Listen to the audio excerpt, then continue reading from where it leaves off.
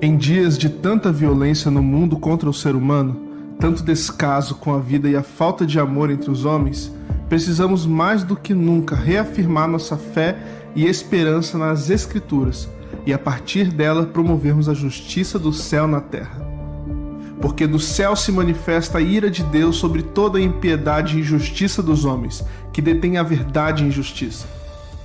O combate ao racismo, opressão, corrupção, violência e injustiças não deve ser pautada pela política partidária ou ideologias humanas, e sim pelas palavras eternas do céu, revelada aos homens, de onde não vem partidos ou hipocrisia. Justiça do céu na terra. A igreja é a voz, você é a ação. Hoje vamos para a nossa segunda mensagem dessa série, Ágeis contra a Opressão. Então nós começamos semana passada essa série de mensagens, Justiça do Céu na Terra. Em Romanos, no capítulo 1, no versículo 18, Paulo diz o seguinte: porque do céu se manifesta a ira de Deus sobre toda a impiedade e injustiça dos homens, que detêm a verdade em injustiça. Então justiça, amados, não é algo natural nesse mundo injusto que vivemos. Justiça não é algo natural. Ela tem que ser ativa, ela tem que ser intencional. Se você não for intencional nessa busca por justiça, nós vamos apenas assistir, nós vamos presenciar as coisas acontecendo e esperamos que justiça aconteça e não agimos, não fazemos nada. Então, há alguns que, como diz o texto aqui de Romanos, diz que alguns detêm a verdade em injustiça. O que é isso? Isso é omissão, é ser omisso. No Salmo 103, no versículo 6, o texto diz: o Senhor faz justiça e defende a causa dos oprimidos. O Senhor faz justiça e defende a causa dos oprimidos. É o Senhor quem faz. É Deus quem faz justiça. Mas eu e você somos o quê? O corpo de Cristo. A igreja é o corpo de Cristo. Então nós somos os braços, as pernas, a cabeça. Nós somos o corpo de Cristo nessa terra. Somos nós, através de nós, que Deus vai fazer justiça. Então justiça social, como a gente viu no vídeo, ela não é uma questão partidária, ela não é uma questão política, não é uma questão política de esquerda, não é uma questão política de direita, não é a política do centrão. Essa questão de justiça social é uma questão bíblica. E nós temos que ser bíblicos. A humanidade espera que a igreja se manifeste. E isso diz respeito a todos nós. Justiça social. O ex-presidente americano Theodore Roosevelt, ele tem uma frase que diz o seguinte: a justiça não consiste em ser neutro entre certo e o errado, mas em descobrir o certo e sustentá-lo, onde quer que ele encontre contra o erro. Onde quer que se encontre essa injustiça. É uma questão aqui que ele está falando de posicionamento. A neutralidade, a omissão, elas não fazem justiça. Quando eu sou neutro numa situação, eu sou omisso, eu não estou fazendo justiça. Porque neutralidade vai gerar omissão. E aí, eu e você, nós não fomos chamados para a omissão. Nós somos chamados para a reconciliação, para fazer justiça. Começou esse movimento, né, que tem se espalhado pelo mundo todo, que vidas negras importam. Na verdade, vidas brancas importam, vidas negras importam, vidas pardas importam. Tem uma manchete, algumas manchetes desse ano, gente. E eu tenho na tela aí para você, manchetes de jornais, de revistas, da mídia. Por aí fora, falando sobre essas situações que nós temos vivido. Tem um texto do Martin Luther King, antes de ver essas manchetes, quando ele foi preso. Ele era de Atlanta, foi preso em Birmingham. E ele escreveu uma carta dessa prisão. Essas manchetes, pastor Martin Luther King. Quando ele foi preso, ele era de Atlanta, foi preso em Birmingham. E ele escreveu uma carta dessa prisão. Essas manchetes, pastor Martin Luther King. Quando ele foi preso, ele era de Atlanta, foi preso em Birmingham. E ele escreveu uma carta dessa prisão. Essas manchetes, pastor Martin Luther King. Quando ele foi preso, ele era de Atlanta, foi preso em Birmingham. E ele escreveu uma carta dessa prisão. Essas manchetes, pastor Martin Luther King. Quando ele foi preso, ele era de Atlanta, foi preso em Birmingham. E ele escreveu uma carta dessa prisão. Essas manchetes, pastor Martin Luther King. Quando ele foi preso, ele era de Atlanta, foi preso em Birmingham. E ele escreveu uma carta dessa prisão. Essas manchetes, pastor Martin Luther King. Quando ele foi preso, ele era de Atlanta, foi preso em Birmingham. E ele escreveu uma carta dessa prisão. Essas manchetes, pastor Martin absoluta. Esse clamor ainda vive. Martin Luther King já morreu, já está na glória com o Senhor, mas nós estamos aqui. Agora é a nossa vez. E chegou a hora, nós entendemos que a igreja nós precisamos pedir perdão em nome da igreja. Nós pedimos perdão.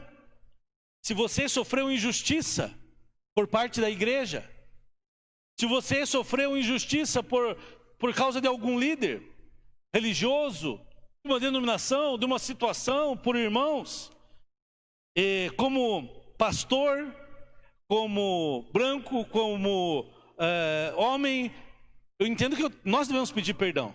Perdão aos irmãos negros que foram muitas vezes injustiçados, pobres que foram injustiçados. Nós devemos entender isso, amados. Se você sofreu uma injustiça por parte da igreja, nós queremos pedir perdão. Porque quem deveria ter protegido você, quem deveria ter cuidado de você, também usou de injustiça, de omissão, de preconceito, de racismo e não te ajudou. E nós entendemos que nós precisamos pedir perdão em nome da igreja de Jesus. Mas você não pode generalizar. Eu conheço pessoas, vocês também conhecem pessoas que às vezes abandonaram a igreja e nem voltaram mais para a igreja, até hoje. Por situações, porque no passado sofreu na mão de um líder, de uma pessoa. Pessoas que abandonaram o evangelho e nós oramos às vezes para essas pessoas voltarem e elas, por causa de decepções com pessoas, abandonaram. Eu quero dizer a você que sofreu esse tipo de situação, não generalize, perdoe. Renove sua fé, a esperança no Senhor e prossiga.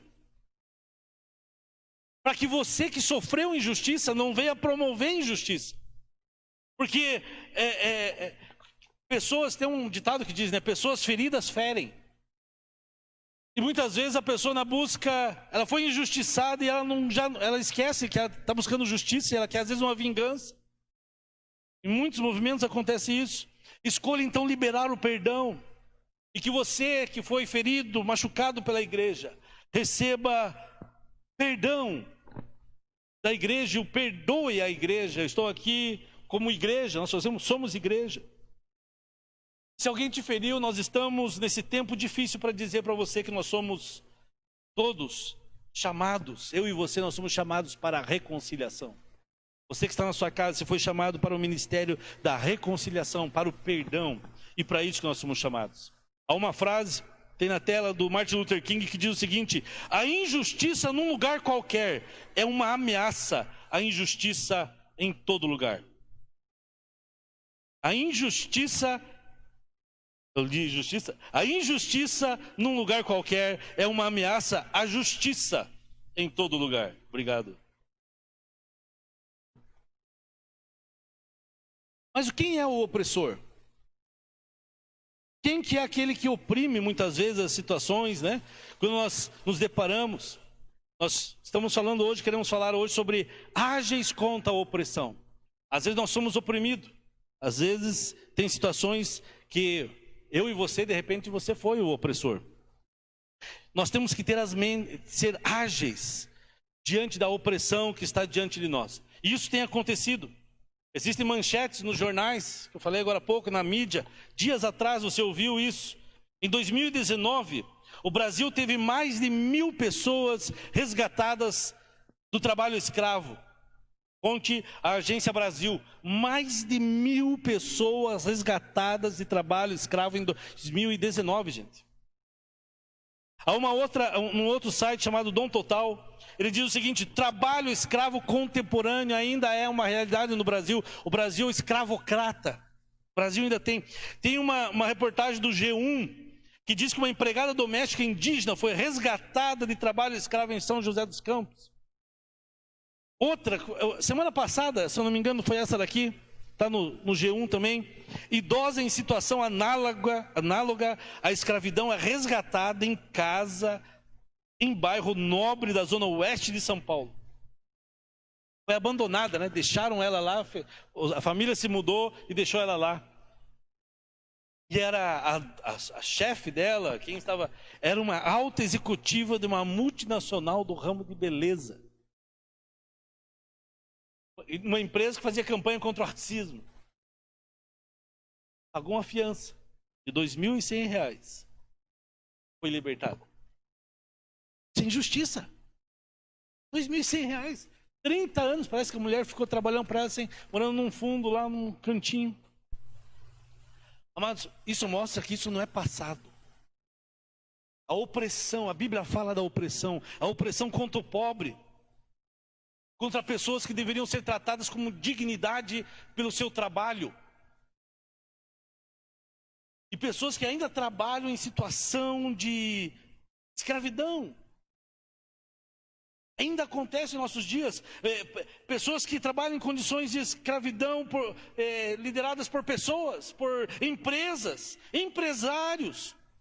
A indústria da moda, beleza, São Paulo, né, já foi registrado, isso tem casos de empresas de moda, de grife, que estrangeiros trabalham quase em estado de escravidão. Bolivianos, haitianos, venezuelanos agora. Em condições análogas à escravidão, em péssimas condições de trabalho. E se eu e você sabemos disso, nós temos que se posicionar. Se você vê um caso desse, amados, você tem que denunciar. Você tem que entender que use as redes sociais para isso, para mudar isso. Não acha que é o outro, que é a polícia, que é nós. A Bíblia, nós entendemos que o evangelho tem que ser completo, ele tem que ser integral. E a Bíblia ensina que a gente deve condenar a opressão. Condenar a opressão é tarefa minha, é sua. A justiça do céu na terra, ela é promovida assim também. Quando eu e você agimos na terra. No Velho Testamento há 12 profetas menores, no Velho Testamento. E esses 12 profetas, a maioria deles, eles se posicionam contra a injustiça e contra a opressão. Por isso, isso também é uma missão da igreja. Não é uma missão partidária, não é uma missão política, é uma missão da igreja se posicionar contra todo tipo de injustiça e opressão. Em Abacuque, no capítulo 2, no versículo 9, na nova Bíblia Viva, diz o seguinte: ai de vocês que ficaram ricos praticando a maldade. Mas ser rico não é pecado, amém? Não é pecado, não é problema ser rico. Mas ficar rico por meio da opressão, da injustiça, aí é pecado. Da corrupção, aí é pecado, aí é crime. Você não pode ter dinheiro na sua casa, na sua carteira, ou no banco, onde for, fruto da opressão contra o trabalhador, contra empregados, contra a sociedade civil, contra o bem público. Como a gente viu na história do Brasil tanto, recentemente. Em Amós, olha o que Amós fala. Amós 6, do 4 ao 6, diz o seguinte: vocês se deitam em camas de marfim e se espreguiçam em seus leitos luxuosos. Comem a carne das ovelhas mais novas e dos novilhos especialmente escolhidos. Vocês cantam preguiçosamente ao som da harpa e se divertem em ser músicos como o rei Davi. Fala de cultura, de música, né? Vocês bebem vinho à vontade e usam os perfumes mais caros sem dar a mínima importância a seus irmãos que precisam de ajuda. Mas olha que denúncia grave. Olha o que Amós está falando aqui. Não é problema você usar essas coisas, ter bom perfume, ter próximo, não é problema. O problema aqui, Deus não está condenando a prosperidade, o bem-estar, o conforto. Deus não está fazendo isso. Até porque para promover a justiça, você precisa de recursos. Eu tenho uns irmãos aqui do Molive. Tem o pastor Eduardo lá no SER com as meninas. Os irmãos do Molive precisam de recursos para restaurar vidas, para transformar vidas, para cuidar de pessoas. A igreja precisa de recursos, trabalhos sociais precisam de recursos. Mas o problema que o texto está falando não é esse. O problema é você não se importar. É fazer de tudo isso uma paisagem, é fazer carne de paisagem, não perceber isso. O problema é ser insensível. O problema é ser indiferente com o que os outros estão passando. Não é ter, não é. É ser indiferente. E aí é pecado, aí está a condenação. O texto está falando de alimento à vontade, de comida, de prazeres, de cultura. Tudo isso é bom, mas eles não davam daí a importância para as necessidades daqueles que estavam ao seu redor, do pobre e do necessitado. E essa injustiça que o profeta Amós fala aqui, ela continua hoje. Olha Isaías, capítulo 5, versículo 20, diz: ai dos que chamam o mal bem e o bem mal, que fazem das trevas luz e da luz trevas, do amargo doce, do doce amargo. Eu e você, amados, nós não podemos ser uma contradição para o Evangelho. Nós não podemos ser uma contradição para o Evangelho de Jesus. Porque onde há trevas, leve luz. Onde há o mal, leve o bem. É isso que ele está dizendo. Não pode ter essa contradição de eu pregar o Evangelho e não viver aquilo que nós pregamos, levando injustiça. O sal tem que estar aonde? Tinha um livro do Caio Fábio que falava isso, né? Sal fora do saleiro. O lugar do sal não é ficar dentro do saleiro, é ser no alimento, na comida, onde for para dar gosto. Eu e você precisamos ser homens e mulheres posicionados pela justiça do céu na terra e agir contra toda forma de opressão que você vê e denunciar, se você ouvir, você assistir, se presenciar. Nós vivemos num mundo assolado por opressão, por injustiças. Mas quem que é esse opressor, amados? Opressor não tem cor. Ah, é o branco que é opressor. Não, não tem cor, não tem idade, não tem sexo, não tem posição social, não tem grau de escolaridade. Ele tem um perfil, ou melhor, ele não tem um perfil. Porque tem pobre que oprime o pobre, tem pai que oprime o filho, tem esposo que oprime a esposa. É mais comum ricos oprimirem pobres, mas não é uma verdade absoluta. Existem pobres opressores, pobre oprimindo pobre, existe negro oprimindo negro, deficiente físico sendo oprimido, existem pessoas sendo oprimidas também nas comunidades carentes, existem opressores nas comunidades carentes, tem traficante, tem às vezes as milícias, tem opressores em todo lugar, mas a Bíblia condena todo e qualquer tipo de opressão, porque oprimir ao próximo é pecado, é crime. Será que nós conseguimos passar um outro vídeo? Nós temos um vídeo do Dr. William Douglas, não sei se alguém já ouviu falar dele, uma bênção, um homem de Deus. Ele é juiz federal, ele é de Niterói, um irmão em Cristo. Ele é ativista da causa dos negros, ele trabalha com o Educafro, ali em Niterói. Ele é palestrante, tem vários livros escritos também. E é um homem que tem se posicionado contra a injustiça, contra o racismo, contra a opressão e tem levado a igreja a refletir sobre isso. São, acho que, 2 ou 3 minutos de vídeo. Preste atenção naquilo que ele fala e nós queremos conversar mais sobre isso. Olá, nós vamos falar sobre justiça do céu na terra, sobre ser ágil contra a opressão. Um tema difícil, complicado, mas atualíssimo e relevante. Faz parte da nossa missão na terra. A opressão é algo que infelizmente permeia a história da humanidade e que ainda ocorre atualmente. O que é opressão? Opressão é uma ação negativa de uma pessoa ou grupo sobre outra pessoa ou grupo, abusando de poder, abusando das condições favoráveis para fazer essa maldade. É o exercício do poder de forma cruel. Bem, vou dar alguns exemplos, como o homem que abusa da sua força física e oprime a esposa e os filhos. Claro, existe o caso de uma mulher que oprime um homem, sim, mas estatisticamente não é o mais ocorrente. Também temos o caso de filhos que oprimem os pais mais velhos, a gente viu muito isso na pandemia, a questão do racismo, a redução de alguém à condição análoga de escravo, infelizmente isso ainda acontece muito, e às vezes não tanto, mas a exploração no trabalho, se pagar um salário, uma remuneração injusta, sendo possível fazer diferente. Também quero citar como opressão a situação dos juros bancários, a exploração que faz os bancos às vezes tirarem dinheiro de pessoas pobres, são os pobres enriquecendo mais os ricos. Temos também o exemplo dos negócios abusivos, da defraudação, do lucro exagerado. Às vezes um comerciante tem dinheiro em caixa, alguém está vendendo um imóvel que vale 1 milhão, 1 milhão e 200 por ali, e ele, sabendo da necessidade do outro, ele oferece 500 mil para ganhar dinheiro. Isso não deixa de ser uma forma de opressão. E temos também a opressão do diabo. O diabo oprime as pessoas e Jesus tem poder para libertar qualquer pessoa desse tipo de opressão. Quais são as perguntas que eu queria que você se fizesse? Primeiro, se você está oprimindo alguém, para que você não o faça. Se você está sendo oprimido, pode ser que você esteja sendo vítima de opressão, e para isso você deve procurar ajuda, deve procurar socorro, inclusive aqui na igreja.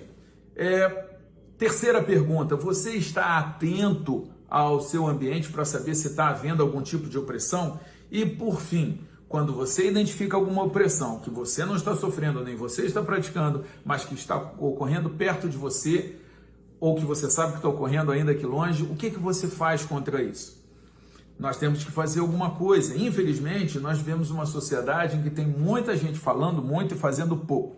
Agora há pouco, nessa questão de racismo, uma youtuber branquíssima, alvíssima, colocou lá a hashtag que vidas negras importam, mas era uma moça que depois acabou confessando que fraudou as cotas raciais e usou a cota de alguém. Então, não adianta falar, a gente precisa ter atitude. E eu gostaria de ler alguns trechos bíblicos para a gente conversar sobre sermos ágeis contra a opressão, mas a partir da cosmovisão bíblica, da cosmovisão cristã. O que diz Provérbios 24, a partir do verso 11? Liberte os que foram injustamente condenados a morrer. Salve-os enquanto vão tropeçando para a morte. Veja, isso aqui não é só morte física, a morte do sonho, a morte da dignidade, também entra aqui. Verso 12, não se desculpe dizendo, não sabia o que estava acontecendo. Lembre-se de que Deus conhece cada coração. Aquele que zela por sua vida sabe que você estava ciente.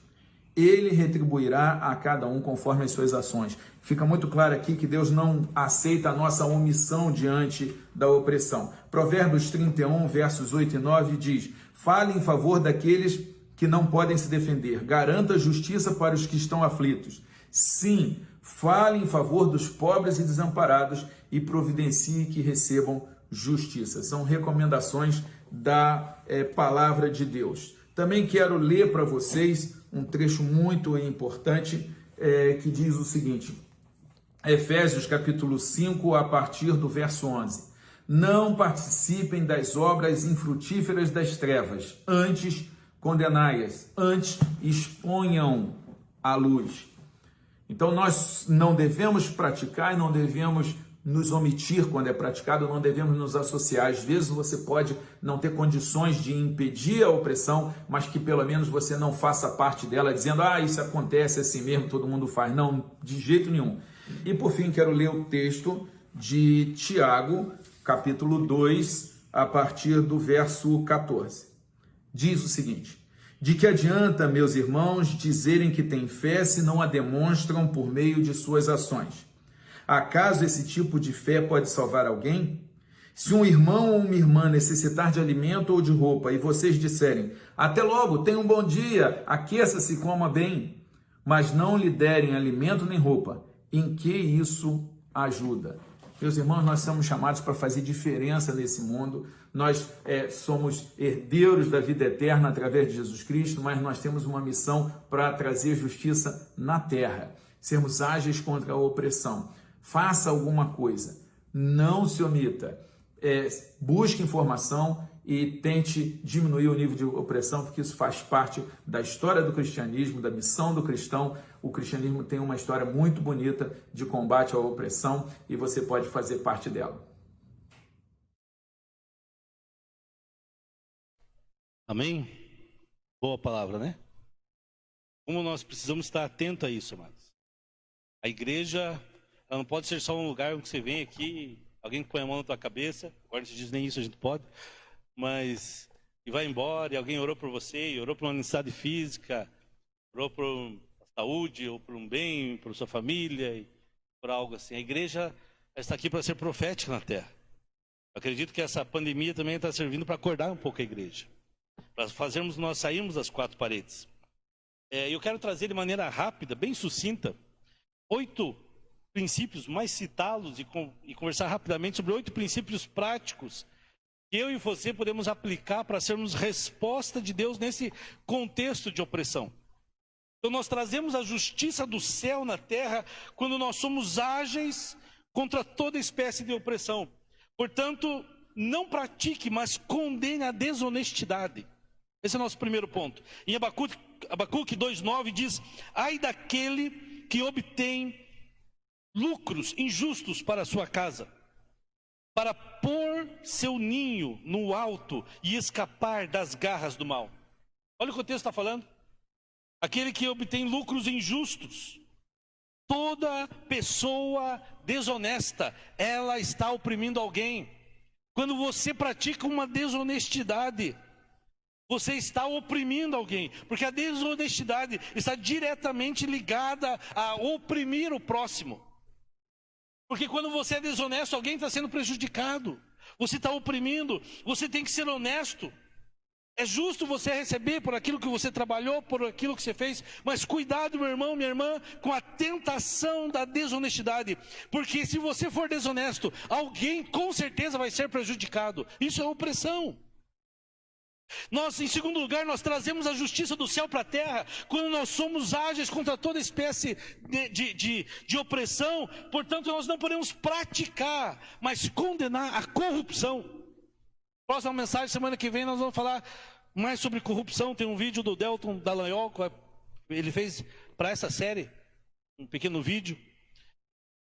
Mas a gente vai passar por cima um pouquinho, rapidamente. Mas Eclesiastes capítulo 7, versículo 7 fala: a opressão transforma o sábio em tolo, e o suborno corrompe o coração. Mas isso é tão verdade. Olha o que a nossa nação está passando por causa da corrupção. O mal. Estava lembrando essa semana, lembram na Copa do Mundo 2014? O Ronaldão deu aquela célebre frase, né? Não se faz Copa do Mundo com hospitais. Se tivéssemos pego todo aquele dinheiro, eu gosto muito de futebol, mas fui ver jogo da Copa, não do Brasil. Mas se tivesse feito hospitais, talvez nós não estaríamos nessa calamidade que estamos hoje. O grande problema é não ter leitos, né? A corrupção, ela sangra um país. E por trás da corrupção, mas tem um monte de coisas. Tem o tráfico de drogas, tem o tráfico de importados, tem traficantes, tem político corrupto, tem empresário corrupto. Quando alguém toma posse do dinheiro público, do honorário público, isso é corrupção. O empresário de não deixar se corromper por um político corrupto, por um funcionário público corrupto. E você vai ser exposto a pessoas assim, a situações assim. E como um cristão, você que está aqui, você que está me ouvindo, você tem que se posicionar. Não pratique, condene a corrupção. Nós também não podemos, de forma alguma, não podemos praticar, mas condenar sim o preconceito. Em Romanos 2, 10 ao 11 diz: glória, porém, e honra e paz por todos aqueles que praticam o bem, primeiramente ao judeu e também ao grego. Pois para com Deus não há acepção de pessoas. Deus não faz acepção de pessoas. Ele trata todos de forma igual. Na última mensagem, domingo passado, nós falamos sobre isso. Deus nos fez todos de um mesmo ancestral. Deus nos fez todos de Adão. Todos somos feitos à imagem e semelhança de Deus. Negros, pardos, caucasianos, todo mundo é tudo igual. Deus não faz acepção de pessoas. Deus faz acepção da atitude da pessoa. O opressor Deus cobrará. Deus cobrará o opressor pelo seu crime, pelo seu pecado, pela sua responsabilidade. Deus condena o preconceito ao pobre. Deus condena o preconceito ao dependente químico. Deus condena o preconceito às raças, a todo tipo de cultura. Nós sabemos que hoje há preconceito contra o analfabeto, às vezes contra a pessoa mais simples, muitas vezes com o deficiente físico. Há preconceito contra a outra pessoa pela opção da sexualidade dela. Deus ama a todos. Nós não estamos aprovando o comportamento de alguém. Quando eu digo que nós não podemos ter preconceito nenhum contra homossexual e qualquer tipo de prática. praticante. Agora nós somos contra a prática. Nós não estamos aprovando o comportamento da pessoa, mas nós amamos a pessoa. Nós respeitamos ela. Eu posso não concordar com o que ela faz, mas eu a respeito. E nós devemos levantar essa bandeira. Essa bandeira é nossa. Não pratique, mas condene o preconceito, amados. Condene o preconceito. Ame qualquer tipo de pessoa. Porque uma pessoa que está vivendo fora dos caminhos do Senhor, ela só vai parar para te ouvir quando ela sentir que você ama ela. Quando ela saber que você é. Você pode falar a verdade para ela, mas você fala em amor, com amor. Nós temos que ser ágeis contra toda espécie de opressão.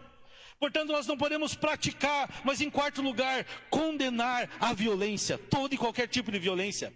Olha o Salmo 72, 12. Eu quero mostrar os textos, amados, porque tem gente que acha que a Bíblia não fala sobre isso, que a Bíblia só fala sobre morar no céu, sobre... A Bíblia é um livro completo.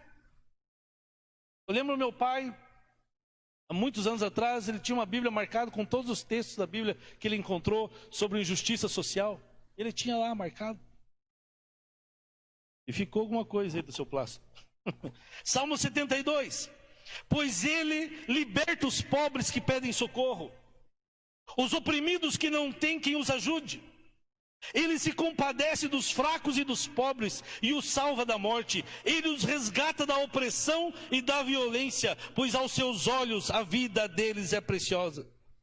Não aceite, não pratique, condene a violência, seja com qual pessoa for, seja a violência contra cigano, contra pobres, contra negro, contra homossexual, contra evangélicos. Maus tratos a animais, condene, é crime, é pecado. Você que percebeu esse texto, você que está aqui, você que nos ouve, você está na direção dessa palavra do Salmo 72? Ou você está indo contra ela? Nós somos agentes de justiça ou temos sido opressores? Vidas importam para Deus. Todo tipo de vida importa para Deus. Justiça importa para Deus. Liberdade importa para Deus. Tudo isso importa.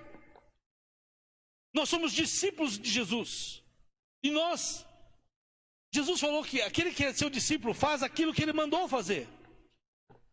Quando nós fazemos o que Jesus mandou a gente fazer, aí você é um discípulo. Sois meus discípulos quando fazeis o que eu vos mando. Por isso, amados, a igreja faz um trabalho extraordinário. Extraordinário. A igreja, por exemplo, é contra o uso de drogas. Mas quando alguém cai na droga, que alguém cai na dependência química, a igreja está lá para resgatar, para buscar, para ajudar, ou uma Oliva, ou o Ser. Nós, a igreja local aqui, nós não temos uma casa de recuperação, mas nós apoiamos, queremos ser parceiros do Molive, parceiros do Ser. Já tem gente fazendo, então vamos ser apoio, se envolver, ajudar, colocar a mão na massa, no bolso se for preciso. A igreja é contra a corrupção, a igreja é contra o crime, mas quando alguém comete um crime e é julgado, é condenado, a igreja deve estar lá resgatando, indo na prisão, pregando, falando, anunciando, porque ela é o caminho.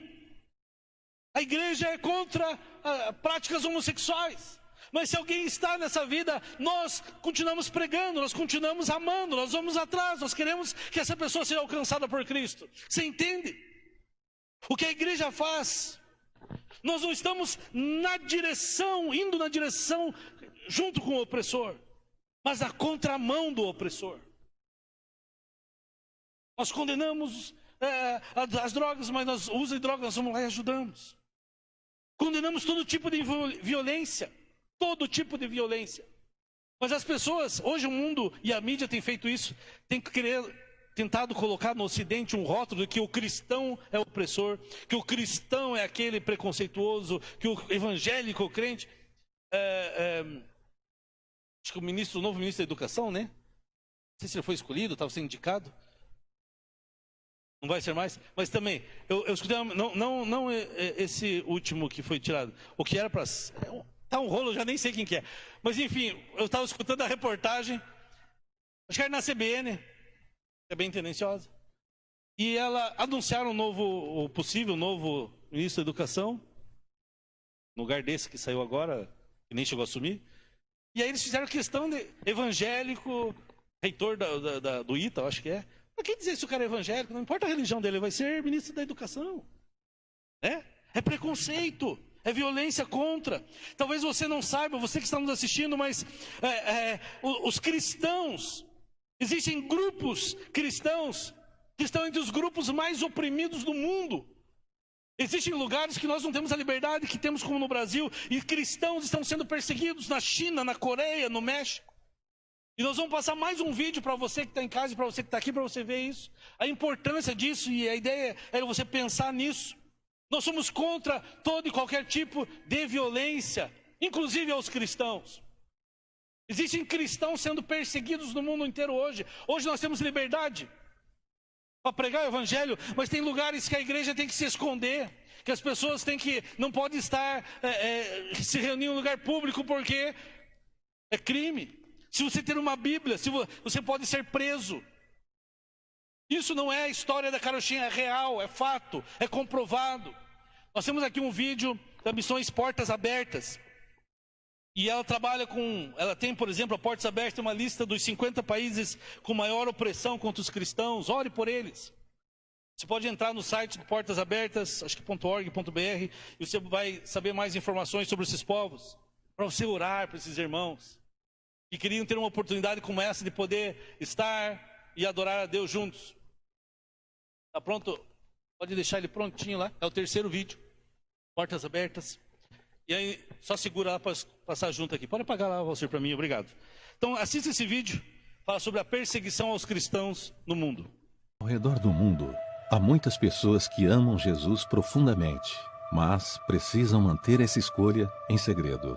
Cristãos secretos vivem em países onde é perigoso ou até mesmo proibido servir a Cristo abertamente.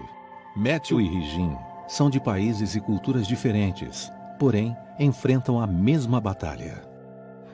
Eu comecei a minha jornada de fé através das orações da minha avó, quando ainda era uma criança. Eu estava com alguns irmãos adorando em uma casa. Era domingo, de repente, estávamos cercados pela polícia. Fomos levados para a delegacia mais próxima. Depois de quase 40 dias presos, eles nos levaram para um campo militar. O simples fato de sussurrar louvores pode significar o fim dos cristãos.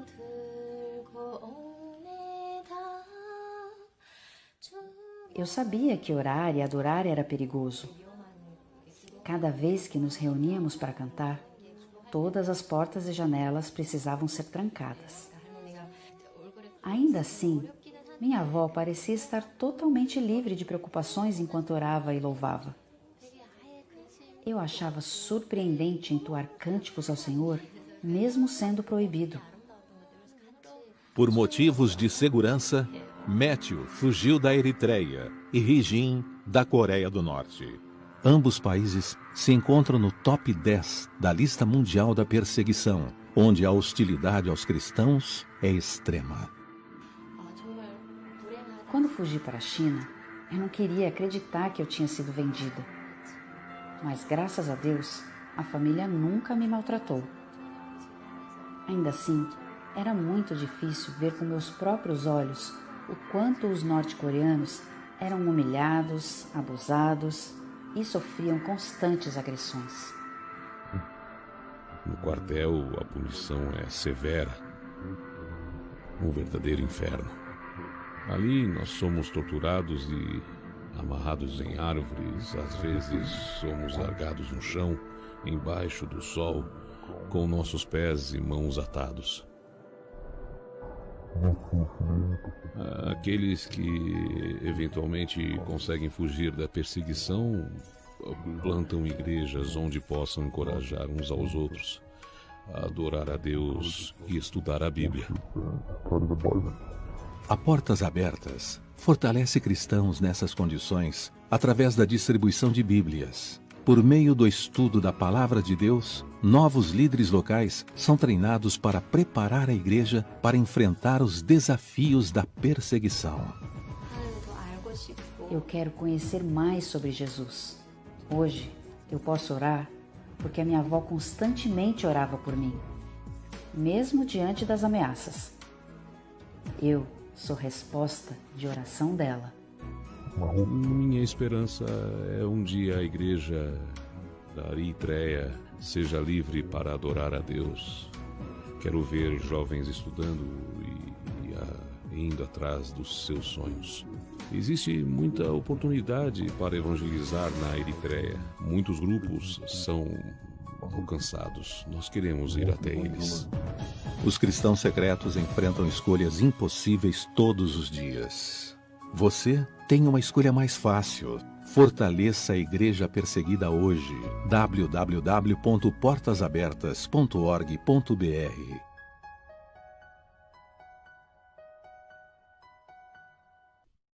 Amém. Então, se você quiser conhecer mais do Portas Abertas aí, ao site, né? Vale a pena você se informar, orar por esses irmãos perseguidos.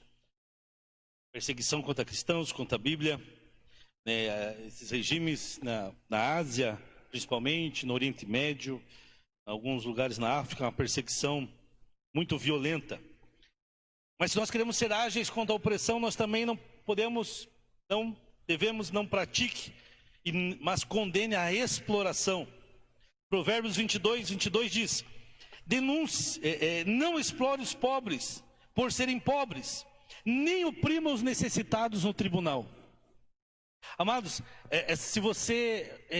eu ia procurar hoje na internet, eu ouvi falar, mas esqueci.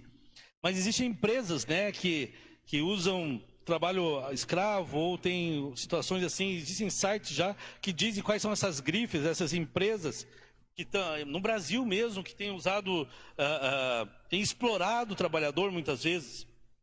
Então, se você é empresário, se você trabalha com pessoas, se você tem funcionários, pague o direito dos trabalhadores, normalmente, como deve ser feito. O maior patrimônio de uma empresa é a mão de obra dela, o trabalho dela, é o trabalhador. São uma via de mão dupla. Você está oferecendo a oportunidade de trabalho e ele está oferecendo o seu tempo.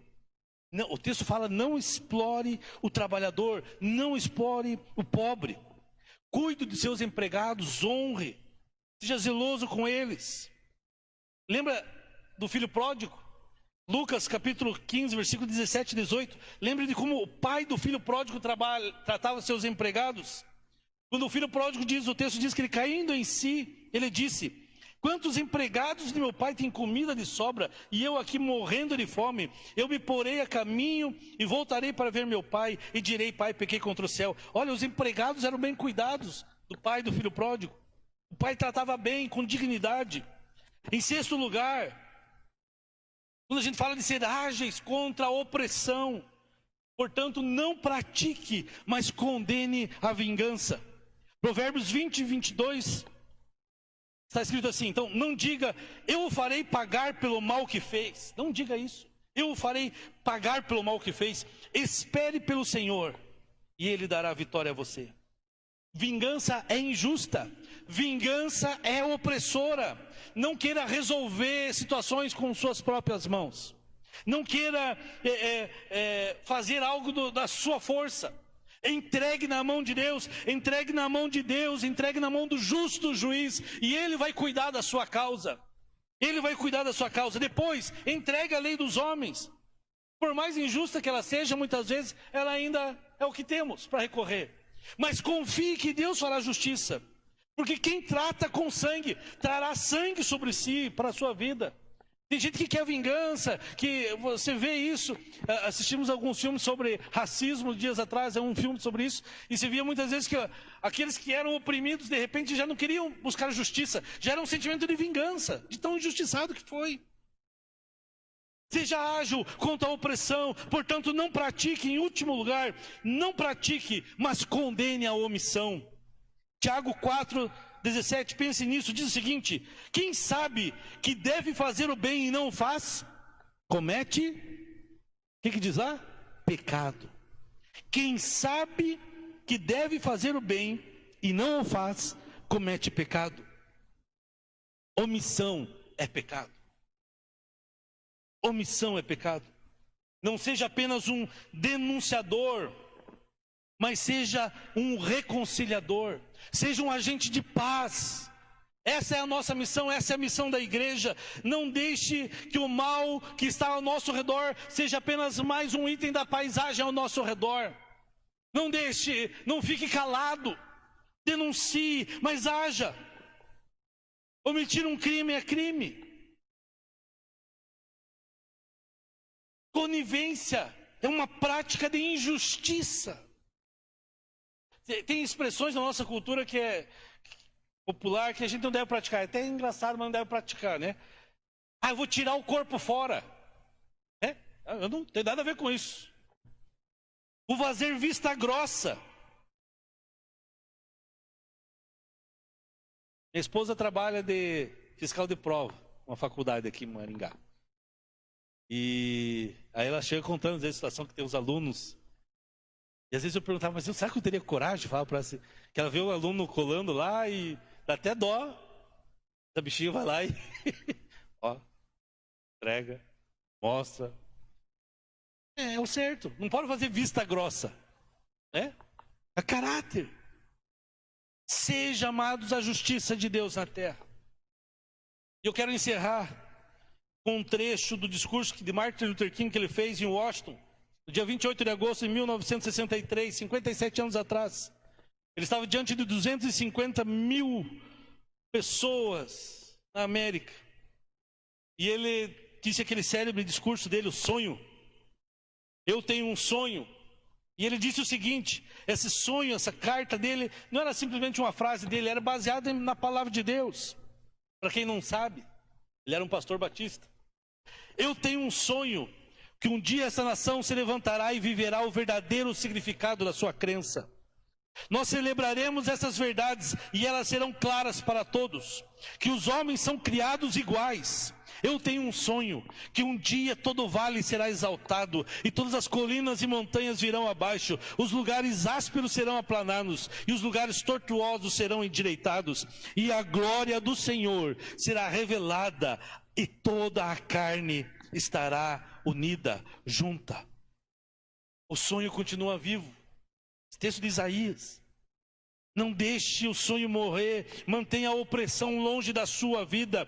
Homens e mulheres, amados, somos chamados para diminuir essa dor. Nós somos chamados para diminuir as injustiças, fazendo diferença na sociedade. Seja na tua escola, na faculdade, no seu trabalho, no dia a dia, eu e você somos chamados para diminuir a dor, a injustiça. Você é a resposta de Deus contra a injustiça. Não espere que seja o governo federal, o governo municipal, estadual, não sejam os juízes, é eu e você. Esse é o nosso chamado. Eu e você temos um chamado. Eu tenho um chamado que excede em muito o de ser um pastor. Você tem um chamado que excede muito de ser um pastor, de ser um missionário. É o chamado para seguir Jesus, para sermos discípulos de Jesus. Isso é o mais importante. E Ele nos ensinou a nos posicionar contra a opressão. O Salmo 147, versículo 6, acho que é o último texto que temos aqui. Ele diz assim: o Senhor sustém o oprimido, mas lança por terra o ímpio. Você já oprimiu alguém? Eu te pergunto nessa noite. Às vezes nós já oprimimos. Então aí aonde você está? Eu queria pedir que os músicos pudessem chegar aqui já.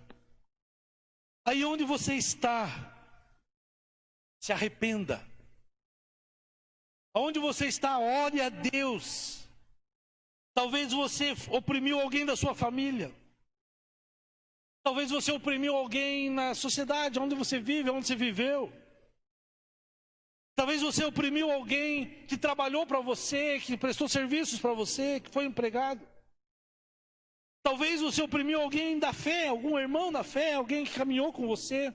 E você teve situações de opressão, de desonestidade, todas as práticas aqui, corrupção, violência.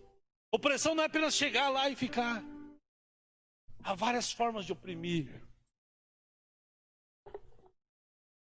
Muitos têm usado a política para oprimir. Não use a política para oprimir. Use a política para libertar. Política é boa quando não é usada do jeito errado, né? É para libertar, para conduzir cidades, as polis.